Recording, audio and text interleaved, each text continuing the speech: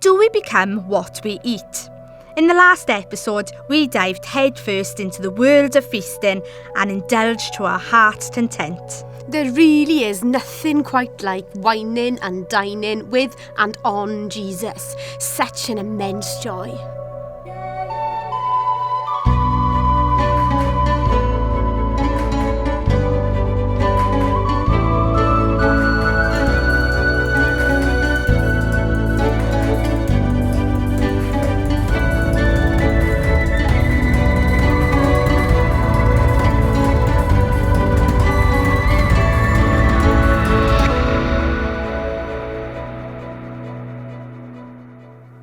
Just as the Lord has given us a heavenly appetite, He has also deposited in creation a whole load of goodies to help us with our diet, health and healing. Now, you may be thinking, hang on a sec, what's my diet got anything to do with my worship life? Take it from someone who knows. It's got a whole lot to do with your worship life. So I didn't have the easiest start in life. On the day I was born with a heart condition. The doctors said to my mother and father that I had 24 hours to live and to enjoy the day that they had with me.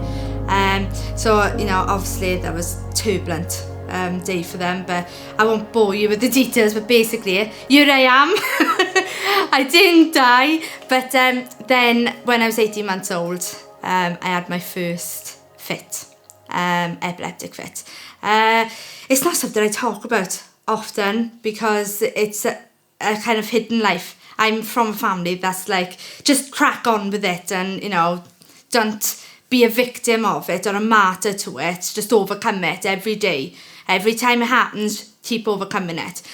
So, from the age of 18 months all the way through, every few years this would happen. So I'm lucky in a respect that I didn't have it every single day. But it just propped up every now and again, out of the blue. Obviously, I had loads of tests, spent a lot of time in hospital, all the way up until I was 17, trying to find the cause of why I was having these fits. But they could not find anything. The doctors couldn't find the reason or the cause why I was having these. So it was just a matter of, just see if you grow out of them. But unfortunately, when I was 17 years old, I had my first grand mal fit. And that's a big fit. But before that, it was petit mal. So it was kind of like just fainting. But when you have a grand mal seizure, it can affect you for weeks. And it did. It affected my brain, my thinking, movement, everything. I became so lethargic and I'd stay in bed for days just sleeping. But then I went, after that one off, I went for years without one until I got pregnant. And on my first child, it just hit me like a ton of bricks again. And I became very, very unwell. Now, in between all of this, I got diagnosed with IBS. Had stomach problems since I was a child. But again, I'm the type of person just crack on with it. Thought that everybody had stomach problems and pain. But as I got older, it just kept getting worse and worse and worse. And then I had my second child and I didn't have any seizures. Had my third one, had more seizures. And then we go into a couple of years ago, I had probably the biggest one I've ever had.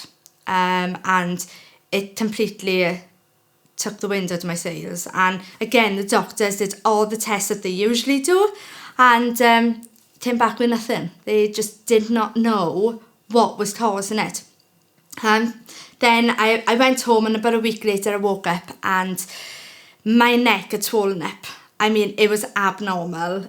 It overtook my face, basically. And I turned to my husband, I was like, I think something's really wrong. And he looked and he was like, you've got to get down to the doctors now. So I went down to the doctors, walked into the doctor's surgery room, and he took one look and he said, let me just check you out, and said, go straight to the hospital and phone the consultant straight away. So I was rushed down to the hospital and I went through then 24 hours of tests, what it's like, cameras and all this type of stuff going on. And again, they had no idea what was going on, why this had happened, why the fits had happened, and then this had happened. They knew something was wrong with my thyroid, but they couldn't pin down what was going on. I was then sent to a nutritionist and see if they could, look at my diet and see what was going on, because in this time I had gained probably about 4 stone. And she said, I'm going to send you this diet and I want you to just try it for me. So I was like, oh, okay. And it happened to be the ketogenic diet. Never heard of it before this. Showed my mother it and she was like, oh, it sounds pretty dangerous to me. Basically, a ketogenic diet is a really low carb diet, but really high in fat. Now, we taught fats are bad, like butter, cream, all those things, stay away. Or like before, I've been on a certain program diet before, and you have to cut all the fat off your meat, off your bacon, everything. So to be given a diet that you eat it all, as much as you want to eat, was completely opposite to what I'd been taught.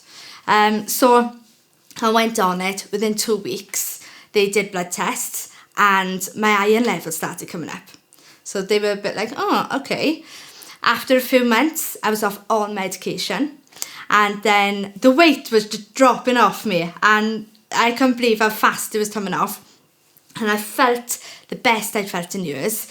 My IBS was gone. There was no pain at all with my stomach. No indigestion. All of it had gone. And then I came across this study because I don't think I could stay on that diet full time. I love a potato. I'm Welsh, right? I love a potato, right? And so not to have that in my diet, it was just too difficult. Not to have a bar of really nice chocolate is just, I couldn't go the rest of my life without it. So I thought there's got to be a long-term solution to all this. And we came down to this study that was done by a Christian man, and he found out that these problems were because of people who got fungus infections in their body.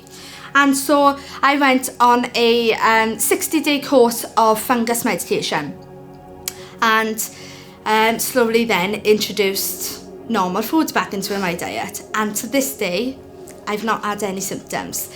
Not only that, but I think the biggest change in me is that, and I think my parents see this more than anybody, I always struggled with lethargy. So if God wanted me to lead worship in a conference, wherever, I found after doing one session, I couldn't do anymore. It was just such a struggle. I couldn't worship God the way I wanted to worship God. I wanted to, dance wildly, but it would just take me out for days. I'd be too tired after it. And then, I'd have to watch what I was eating before going on the platform and doing anything because my stomach would play up and I'd be in the toilet like a shot. So I had to be careful. I had to think everything through before I did anything, and I just couldn't stand it anymore. And after, this recovery, I didn't have any of that to think about. All I had to think about was getting on there and worshipping God the way I want to worship God. It's actually aided my walk with God, giving me the energy so I can serve God the way I want to serve God with everything I've got.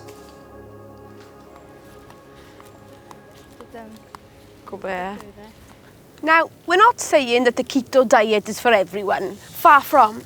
We are all wonderfully unique. But the Lord does desire for us to live a long and healthy life because He loves us so very much. Creation is positively bursting with different ways we can access healing and recovery. But with faith comes action. So when you have explored all options and benefits of this creation, just stand. Stand firm that the Lord will come through for you as promised. Let's put it like this. The Bible says in 1 Corinthians 6:19 that our bodies are a temple. If we were to look at a building like this, we would say that it was more of a ruin now, but in its glory days, it was a most beautiful edifice. But without maintenance and careful consideration to the building's function, it didn't take long for this magnificent place to fall to pieces and lose the function that it was created for. Our bodies are the same, folks. We all have a purpose, a function and a destiny, but that requires us to take care of our mind, body and spirit, paying each part of us special attention in order to keep it all working at full capacity.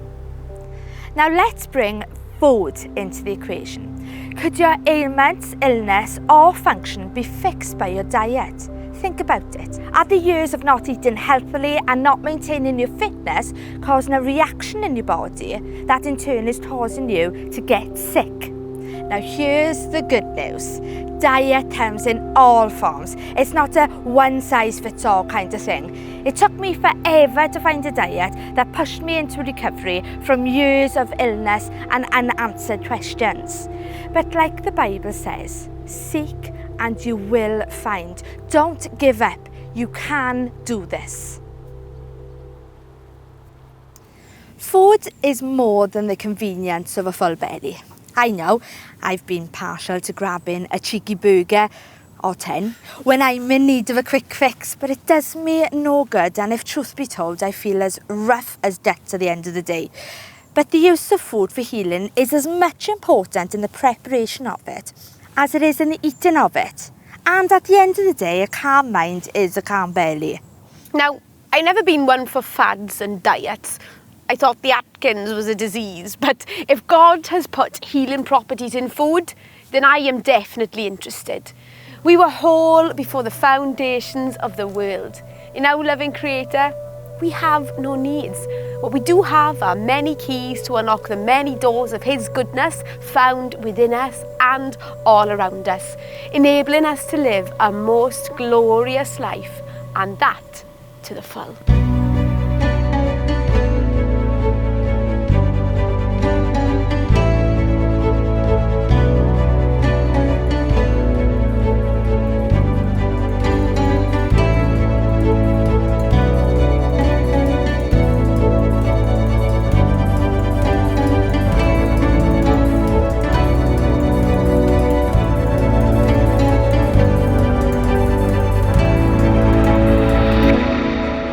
From the joys of eating to the joys of drinking we go, as next week we crack open a bottle of wine and say cheers to life with Jesus.